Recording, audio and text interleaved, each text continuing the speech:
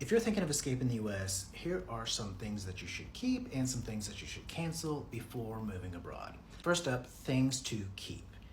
Your US phone number. Now, you'll need it for things like two-factor authentication for banking, investment apps, and other types of logins that are now requiring it. Most US banks won't send codes to international phone numbers. Instead of paying for an expensive international phone plan, you should port your phone number to Google Voice. That lets you receive texts and calls over Wi-Fi. No carrier plan needed.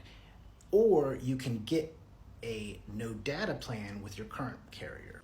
I'd recommend setting this up at least 1 or 2 weeks prior to leaving the US. Next is a US mailing address.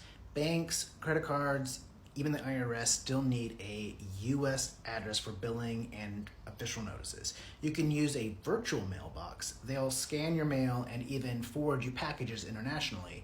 The price ranges from $10, it goes up depending on the plan that you choose. Or you can just use a trusted friend or family member's address if they will allow you to. Now, things that you should cancel. Insurance that you won't need, such as health insurance, auto, renters, homeowners, anything in the US that is tied to the US. If your visa requires local health coverage, make sure to set that up prior to your arrival or get travel insurance until you can set that up. I've used World Nomads. It's solid, affordable, and pretty responsive. Next is US only streaming services. HBO Max, ESPN, Hulu, Disney. These usually won't work overseas unless you have a VPN, and even then, it's a little bit tricky.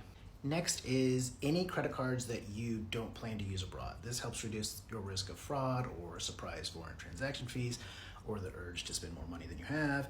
Just don't cancel your oldest card. That can impact your credit score in case you do end up returning to the US.